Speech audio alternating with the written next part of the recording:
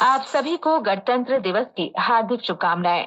राष्ट्र आज 76वां गणतंत्र दिवस मना रहा है। राष्ट्रपति द्रौपदी मुर्मू नई दिल्ली के कर्तव्य पथ पर आयोजित समारोह में परेड की सलामी लेंगी। गणतंत्र दिवस परेड सुबह 10:30 बजे शुरू होगी। गणतंत्र दिवस परेड में भारत की सांस्कृतिक विविधता और सैन्य कौशल का एक अनूठा मिश्रण देखने को मिलेगा। फरहत, यहाँ पर बहुत ही उल्लास दिखाई पड़ रहा है और जैसा कि अगर हम आकाशवाणी की कमेंट्री बूथ से देख पा रहे हैं, दोनों तरफ जितनी भी कुर्सियां लगी हैं, सुबह से ही लोगों का आना शुरू हो गया है और दर्शकों में जबरदस्त जोश और उत्साह। कड़ाके की ठंड, आज सुबह ठंड बढ़ गई थी, लेकिन उसके बावजूद लोगों ने ठंड की परवाह किए बिना इस राष्ट्रीय उत्सव का साक्षात्कार करने के लिए लोग यहाँ पर पहुंचे हैं। और अच्छी बात यह है कि अब धूप अच्छी खिलने लगी है और जो कर्तव्य पथ है बहुत ही सजीला और संवरा नजर आ रहा है। तिरंगे दोनों तरफ लगे हुए हैं और पश्चिमी हवा चल रही है, उसमें तिरंगे लहरा रहे हैं खूबसूरती से। और साथ में दोनों तरफ 75 वर्ष संविधान के ये एक बोर्ड लगाए गए हैं और ये 75 वर्ष जो पूरे हुए संविधान को लागू किए, 75वीं वर्षगांठ हम मना रहे हैं अपने संविधान को लागू किए, तो इसका एक बहुत ही अद्भुत दृश्य यहाँ पर दिखाई पड़ रहा है। और सामने, जैसा कि आप जानते हैं कि कमेंट्री बूथ के बगल जो सलामी मंच है, जहां से माननीय राष्ट्रपति सलामी लेंगी, तीनों सेनाओं की सर्वोच्च कमांडर, उसके सामने बना है भारत का वो राष्ट्रीय चिन्ह सिंह शीर्ष और बहुत ही सुंदर फूलों से उसे चारों तरफ सजाया गया है। भारत का मानचित्र उस पर उकेरा गया है पुष्पों से और साथ में यहाँ पर गणमान्य अतिथियों का, मंत्रीगणों का आगमन प्रारंभ हो गया है, अधिकारियों का आगमन प्रारंभ हो गया है और कर्तव्य पथ पर भी हलचल शुरू हो गई है। लोगों को अब प्रतीक्षा है जल्द से जल्द आज के आयोजन के औपचारिक शुभारंभ की, जिसकी शुरुआत की है समर स्मारक पर प्रधानमंत्री के आगमन और सैनिकों के वीर बलिदान को नमन करने के साथ। जी फरहत।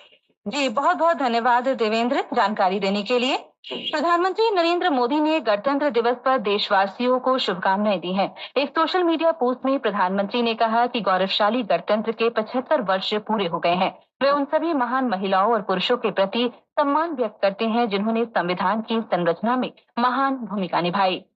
राष्ट्रपति द्रौपदी मुर्मू ने कल राष्ट्रपति भवन में इंडोनेशिया के राष्ट्रपति प्रबोवो सुबियांतो का स्वागत किया। राष्ट्रपति मुर्मू ने उनके सम्मान में भोज का भी आयोजन किया। भारत की पहली राजकीय यात्रा पर आए राष्ट्रपति सुबियांतो का स्वागत करते हुए श्रीमती मुर्मू ने कहा कि भारत और इंडोनेशिया के बीच हजारों साल पुराने संबंध हैं।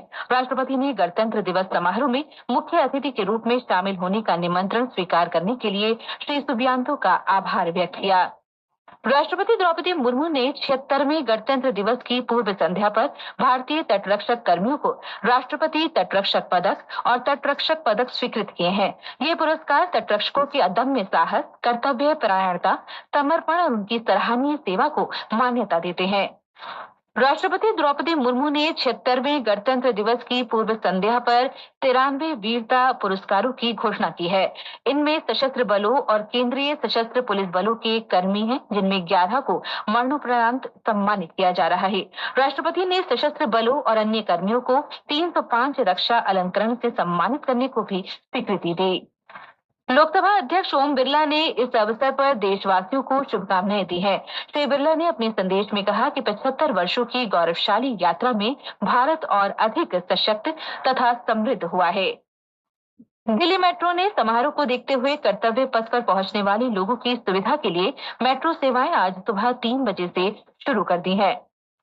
गणतंत्र दिवस के अवसर पर महाकुंभ के गंगा पवेलियन में विशेष रूप से भारत की अनुपम सांस्कृतिक छटा को दर्शाने वाली प्रस्तुतियां दी जाएंगी। ये श्रद्धालुओं और पर्यटकों को अनूठा अनुभव प्रदान करेंगे। हमारे संवाददाता ने बताया है कि ये कार्यक्रम आध्यात्मिकता, भारतीय संस्कृति और देश प्रेम की भावना से ओतप्रोत रहेंगे। राष्ट्रपति द्रौपदी मुर्मू ने वर्ष 2025 के लिए 139 पद्म पुरस्कार प्रदान करने को स्वीकृति दी है। इस सूची में 7 पद्म विभूषण, 19 पद्म भूषण और 113 पद्मश्री पुरस्कार शामिल हैं। पुरस्कार पाने वालों में 23 महिलाएं हैं। इस सूची में विदेशी, अप्रवासी भारतीय, भारतीय मूल के लोग और भारत के विदेशी नागरिक श्रेणी की 10 विभूतियां और 13 अन्यों को मरणोपरांत पुरस्कार से सम्मानित किया गया है। भारतीय लेखक MT Vasudevan Nair, Suzuki motor corporation के पूर्व अध्यक्ष ओसामू सुजुकी और गायिका शारदा सिन्हा को मरणोपरांत पद्म विभूषण से सम्मानित किया गया है। वहीं गायक पंकज उधास और अर्थशास्त्री विवेक देवराय को मरणोपरांत पद्म भूषण दिया गया है। न्यायमूर्ति सेवानिवृत्त जगदीश सिंह खेर और एल सुब्रमण्यम को पद्म विभूषण, हॉकी खिलाड़ी पीआर श्रीजेश को पद्म भूषण और क्रिकेट खिलाड़ी रविचंद्रन अश्विन तथा फुटबॉल खिलाड़ी आईएम विजयन को पद्मश्री से सम्मानित किया गया है। प्रधानमंत्री नरेंद्र मोदी ने सभी पद्म पुरस्कार विजेताओं को बधाई दी है। एक सोशल मीडिया पोस्ट में श्री मोदी ने कहा कि भारत को इन विजेताओं की असाधारण उपलब्धियों का सम्मान करने पर गर्व है। उन्होंने कहा कि उनका समर्पण और दृढ़ता वास्तव में प्रेरणादायी है। उन्होंने कहा कि प्रत्येक पुरस्कार विजेता कड़ी मेहनत, जुनून और नवाचार के पर्याय हैं, जिन्होंने अनगिनत लोगों के जीवन पर सकारात्मक प्रभाव डाला है। 70 सदस्यीय दिल्ली विधानसभा के लिए अगले महीने की 5 तारीख को मतदान होगा। केंद्र ने एकीकृत पेंशन योजना यूपीएस के कार्यान्वयन को आधिकारिक तौर पर अधिसूचित कर दिया है। कल जारी अधिसूचना में कहा गया है कि यूपीएस उन केंद्र सरकार के कर्मचारियों पर लागू होगा जो राष्ट्रीय पेंशन प्रणाली के अंतर्गत आते हैं और जो एनपीएस के तहत इस विकल्प को चुनते हैं। केंद्र सरकार के मौजूदा और भविष्य में सेवा में आने वाले कर्मचारी या तो राष्ट्रीय पेंशन प्रणाली के तहत यूपीएस विकल्प चुन सकते हैं या राष्ट्रीय पेंशन प्रणाली विकल्प के बिना एनपीएस जारी रख सकते हैं। पुरुष क्रिकेट में भारत ने कल रात दूसरे टी20 क्रिकेट मैच में इंग्लैंड पर 2 विकेट से रोमांचक जीत दर्ज की। चेन्नई के एमए चिदम्बरम स्टेडियम में 166 रन के लक्ष्य का पीछा करते हुए भारत ने 19 ओवर और 2 गेंदों में 8 विकेट खोकर जीत हासिल कर ली। इस जीत के साथ ही भारत 5 मैचों की श्रृंखला में 2-0 से आगे है। आज सभी समाचार पत्रों ने 76वें गणतंत्र दिवस पर भारत की बहुरंगी छटा को प्रदर्शित करते हुए समाचार प्रकाशित किए हैं। दैनिक भास्कर लिखता है, परमवीर चक्र सम्मान की स्थापना के 75 साल आज पूरे। सर्वोच्च शौर्य पुरस्कार से सम्मानित सभी 21 जाबाजों को नमन। गणतंत्र दिवस की पूर्व संध्या पर राष्ट्रपति का संबोधन सभी समाचार पत्रों में है। जनसत्ता लिखता है, राष्ट्रपति ने कहा, एक देश एक चुनाव पहल से नीतिगत निष्क्रियता खत्म होगी। राजस्थान पत्रिका ने कुपवाड़ा में 0 से नीचे तापमान के बीच एलओसी पर राष्ट्रीय ध्वज के साथ प्रसन्न मुद्रा में भारतीय सेना के जवानों की तस्वीर प्रकाशित की है।